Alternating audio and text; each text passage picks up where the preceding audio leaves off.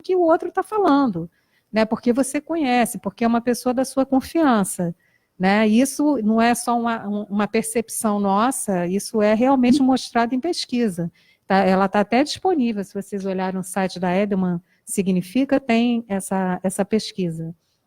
Então, eu acho que esse papel realmente das instituições, principalmente de arquivo, é fundamental, e dos profissionais, né, que trabalham com difusão do arquivo, sejam os arquivistas, os historiadores, as pessoas que fazem trabalhos a partir das fontes, cada vez mais difundir esses trabalhos, né, usar as redes sociais justamente porque tem esse alcance, porque é uma forma de você contrapor um discurso baseado, né, na mentira a uma fonte histórica, né? Você pode justamente desconstruir, né, essa percepção equivocada, né, e maledicente também, né, dos fatos.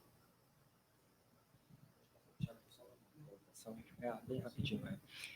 Muito engraçado, você foi falando, fui lembrando de uma das postagens do presidente que foi dizer que o nazismo era de esquerda, entendeu? E isso ficou, e depois que ele falou isso, teve muita repercussão e muita gente passou a dizer isso.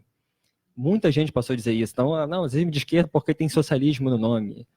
Aí ele não consegue. Eu acho também que não é por ignorância, eu acho que tem um propósito bem claro através, né, disso. Proposital mesmo, de enganar, até você pegar assim, o Steve Bannon, que foi o coordenador de campanha do Donald Trump nos Estados Unidos, ele também assessorou aqui no Brasil o presidente Jair Bolsonaro durante as campanhas eleitorais.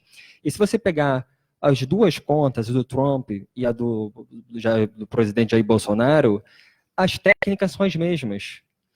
Desqualificar algumas notícias, as notícias que são contra o seu governo, né, dizendo que é naquele fake news, não é verdade, tentar botar coisas que são vista, lógico, como negativo da extrema-direita, jogar isso para a esquerda, criar um fantasma do comunismo, uma coisa que da década de 60, né, 50, 60, durante o pós-guerra, Guerra Fria. Então, eu concordo contigo, acho que não é inocência, proposital, tem um porquê disso. Eu vou ver essa pesquisa, achei muito interessante, das pessoas repetirem, e a gente vê isso acontecendo. Tinha uma que o presidente colocou sobre a comemoração, que ele chama de Revolução de 64, e pegaram, é muito engraçado que no Twitter, as pessoas vão lá no passado, pegam uma coisa que você falou, e aí você se contradiz no presente, e as pessoas colocam, aqui ó, você está se contradizendo. Foi, acho que uma deputada federal, que ela criticava abertamente a ditadura militar, né, a perseguição, 4 anos antes, e agora que ela é a situação do governo, ela passa meio que a apoiar, dizendo que não é bem assim, relativizar. Né?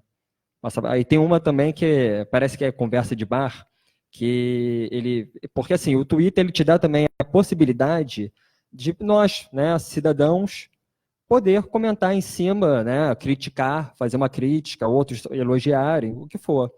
Aí teve uma que eu lembro, um rapaz, eu lembro que ele falou que ele respondeu assim: o choro é livre, cabeludo. Bom, Patrícia, assim, é um negócio bem difícil mesmo de você resgatar isso, salvar tudo isso. Até porque quem aqui já usou Orkut, MSN, sabe que essas coisas acabam de um dia para o outro. Então o Facebook um dia vai acabar. A gente não sabe o que vem ainda pela frente, mas a gente sabe que vai acabar. Então, assim, as fotos, lá na página Memória do Subúrbio, nós temos 2 administradores, eu e o Rômulo. Só que o Rômulo, ele pesquisa, ele sabe muito mexer no Cian, bem mais que eu. Então, assim, tudo que ele posta, ele guarda. Tudo que eu posto, eu guardo. Então, aí eu tenho bastante coisa, mas você tem que salvar no nome da foto. A rua tal, ano tal. Agora, o texto que foi publicado fica na memória. Nossa, no HD. Fica no nosso HD. Um dia, quem vai falhar, né? Um dia sabe que dá erro. Mas até lá eu consigo identificar tudo. Assim, eu olhar uma foto que eu publiquei em 2013, eu sei do que se trata. E já a página dos jornais, que vai lá na hemeroteca, você tem que fazer aquele recorte, né? Aí transforma numa imagem, num programa bem complicado, que vocês conhecem, chamado Paint, do Windows. Fica perto do campo minado ali, bem complicado. E vira uma imagem, e eu salvo do mesmo jeito. E aí o recorte do jornal é mais fácil de você identificar, porque já está a história toda ali, né? Na sua cara, é só você abrir a foto que já está lá. E basicamente é isso. Quem sabe um dia alguém invente uma maneira de você juntar texto e foto num arquivo só, não sei. Quem sabe? É isso aí, pessoal. Podem perguntar, fazer mais perguntas ou comentários também, se alguém tem alguma experiência aí em trabalhar com acervos.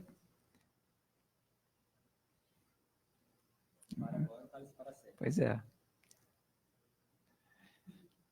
Ok, então vou só fazer uma fala final aqui, só para apresentar um pouco as redes que o arquivo trabalha hoje, que o Arquivo Nacional trabalha hoje. Né, a gente já tinha perfis aqui, como eu disse antes, do Twitter, Facebook e um canal no YouTube.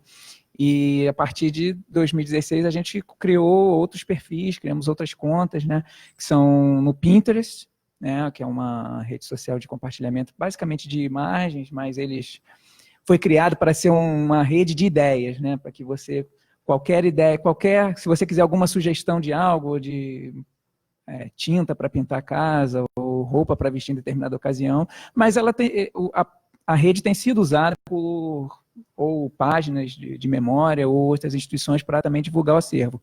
O Flickr, que também é parecido para divulgar essas imagens, você pode criar álbuns, pode fazer separações.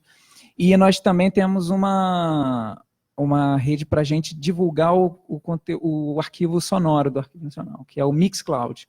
Então, a gente também criou para divulgar essa tipologia documental, porque muita gente nem sabia que o Arquivo Nacional tinha sob sua guarda acervo sonoro. E a gente também participa de um projeto que é um projeto chamado GLAM, junto com a Wikimedia Commons, que é GLAM, que é a sigla em inglês para galerias, bibliotecas, arquivos e museus. E a gente reúne imagens na galeria do Arquivo Nacional e também podemos associar essas imagens aos verbetes na Wikipédia. Então, também a gente tem conseguido um resultado muito positivo ali, porque as nossas imagens estão ilustrando verbetes, muitas vezes, de pessoas conhecidas, de personalidades da política, da arte, e que, muitas vezes, você fazendo a busca por imagem no Google, em muitos casos, a primeira imagem que aparece é a imagem do acervo do Arquivo Nacional, porque ela está associada a um verbete no Wikipédia. Então, isso também é um projeto muito bom, que a gente sempre recomenda para outras instituições, quando a gente conversa com pessoas que trabalham em outras instituições, que conversam conosco para saber nossas estratégias de trabalho. Assim, e todas as pessoas que conversam comigo, eu sempre incentivo muito. Esse é um método muito interessante para a gente fazer o acervo das nossas instituições serem conhecidos, tanto que sempre falei com a Cristiane, quando eu visitei aquele dia a Casa de Fiocruz, as imagens, as fotos que são reproduzidas, que tem um corredor com várias imagens, são belíssimas, né? Então essas imagens nas redes sociais, elas vão fazer muito sucesso, inclusive porque são fotos da região para documentar né, a Fiocruz, né, o lugar da existência da Fiocruz, que também mostram aspectos do bairro. Então, você faz o fotógrafo tinha uma intenção de registrar algo e a gente, quando vai recuperar esse documento, quando vai recuperar essa imagem, a gente consegue dar outro uso, um uso de conhecimento de outros aspectos daquela realidade. O que aconteceu uma vez numa publicação que nós fizemos do bairro de Realengo. A fotografia no jornal era referente a um problema que os pontos de ônibus não tinham cobertura. Não, era do Jerico, com certeza era do Jerico. Então, as pessoas estavam ao sol, né? Só que quais foram os principais comentários nessa publicação? As roupas das pessoas. As pessoas, a primeira coisa que elas repararam foram as roupas e quer dizer, a foto saiu daquele contexto original dela, que era um problema, e hoje se tornou algo que as pessoas conseguem conhecer um pouco mais daquela realidade do passado delas. Então, quer dizer, é muito interessante fazer essa recuperação nos acervos, porque os acervos eles permitem que as fotografias, o documento escrito, ou mapa, tenham outros usos hoje. Né? Mapas com nomes diferentes de cidades, né? Cidades que mudaram de nome. Então, quer dizer, isso é muito importante do ponto de vista da gente conseguir atrair o público que se interessa por aquele documento, por aquele lugar, ou por aquela atividade profissional. De fato, as pessoas, os busólogos, eles seguem também o arquivo e eles E uma vez, inclusive, o importante da rede social também para quem trabalha em instituições de memória, que a gente tinha uma informação na fotografia do Correio da Manhã, então nós publicamos a foto com o ano que estava na fotografia do Correio da Manhã, e um busólogo nos corrigiu porque ele disse que aquele ônibus não tinha sido fabricado naquele ano, e ele nos fez ter uma informação melhor daquele documento. Então, também, isso, para quem trabalha nas instituições de memória, é algo muito interessante para você ter a contribuição do seu seguidor para você conhecer melhor o próprio acervo da instituição e poder você poder agregar aquela informação que é de um seguidor na própria descrição do documento arquivístico. Então, quer dizer, a rede social também tem essa dimensão bem importante. Eu trouxe aqui um folder, que é cartaz também, depois no final vou passar para todo mundo, para vocês saberem quais são as redes exatas que a gente tem, para poderem lá pesquisar, nos seguir, podem comentar, fazer sugestões. Alguém mais? Opa.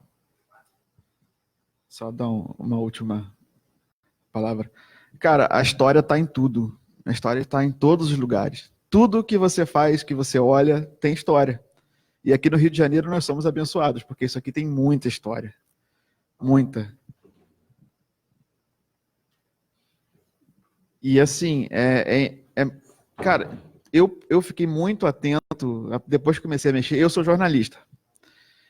Mas o amor pela história fala muito alto aqui dentro. Até assim, um lugar assim que você acha que, pô, o cemitério é uma aula de história sobre um lugar. Então, uma vez eu estava no São João Batista, que é incrível, né, de história, e tinha lá uma placa em cima, sobre um jazigo, né, assassinado covardemente na porta do Clube Militar em 1905. Pô, minha pesquisa estava pronta ali. Tinha a data de quando o cara nasceu, quando o cara morreu. Eu só fui pesquisar o que tinha acontecido. E foi o cara tinha um amante, a mulher descobriu, o outro... Enfim, uma confusão passional e que virou história. Estava lá. E sabe, você vê aquilo. E aí o que eu fiz? Eu tirei uma foto e agreguei ao post, né? E mais uma coisa que, para finalizar, o antes e o hoje, né? O ontem e o hoje faz muito sucesso nas redes, cara. Você pega uma imagem que a gente sempre faz lá, pega uma foto antiga de um lugar e embaixo nos comentários você coloca a foto de hoje. Isso faz muito sucesso. E você percebe que as coisas melhoraram, mas não mudaram, né? Elas melhoraram porque, pô, as casas estão ali 3 andares, que na época não, era raríssimo isso, era um andar e olha lá. Não tinha asfalto, ladeiras que o Jerico era mestre em fazer essa ladeira que a ambulância não sobe. Hoje em dia tem asfalto, você olha lá, tem asfalto e tal. Então é isso, cara. Percebam a história está em todos os lugares. E isso aqui hoje vai virar história amanhã. E sigam as páginas lá, Jornais Antigos do Rio de Janeiro e Memória do Subúrbio Carioca. A palhinha final. Não, fala para todo mundo, né? Seguir então as redes sociais do Arquivo Nacional, deixar o seu joinha, né? Ativar o sininho. E agradecer, assim, foi um prazer. É sempre um prazer voltar aqui ao Arquivo Nacional para conversar sobre um tema que é tão instigante, tão promissor, que ainda gera muito debate daqui para frente. Mas me agradecer e, Luiz, chamar de novo, pode contar comigo, eu tô aí. Bom, Não, eu queria agradecer e convidá-los para visitar a Casa de Oswaldo Cruz, o nosso acervo arquivístico. Tem uma foto maravilhosa lá da Igreja da Penha, com o bairro da Penha, só com algumas casinhas. Muito bonito, faz parte lá do nosso acervo. E é na Avenida Brasil. Pois é, então vocês estão convidados e, mais uma vez, agradeço aí também aos dois, foi ótimo. Bom, gente, eu que agradeço vocês terem aceito o convite, Cristiane, o Diogo, o Thiago, foi muito bom, o papo foi muito bom. E agradeço todo mundo que veio também aqui assistir, quem ficou assistindo lá pela live do Facebook. E queria convidar a todos que amanhã nós temos também uma programação da Semana Nacional de Arquivo. A gente ainda vai ter na quinta, hoje é quarta, né? Então é isso mesmo. A gente vai ter a programação ainda na quinta e na sexta. Então estão todos convidados. Amanhã a gente tem às 10 horas uma mesa redonda, Cian e DIBRARC, plataformas de descrição e acesso. Né? A gente tem uma oficina de 10 a meio-dia, mas eu não sei se ainda há as inscrições, porque as oficinas esse ano foram muito concorridas. Vai ter uma oficina de arquivistas do futuro, mas eu acho que já está, não sei se já está, todas as inscrições já foram encerradas. E a visita à fábrica de papel, entre meio-dia e meio-dia e 40, que todos os dias da semana houve, são convidados, quem quiser fazer a visita à fábrica de papel do Arquivo Nacional. Às 14 horas tem uma mesa redonda, e programa Memória do Mundo, MOU Brasil e Preservação do Patrimônio do Brasil. Às 14 às 18 tem mais uma oficina, mas eu acho que também já foi inscrições fechadas. E às 16h30 tem uma mesa redonda de lançamento da revista Acervo, de um marco para a fotografia, 180 anos da guerra.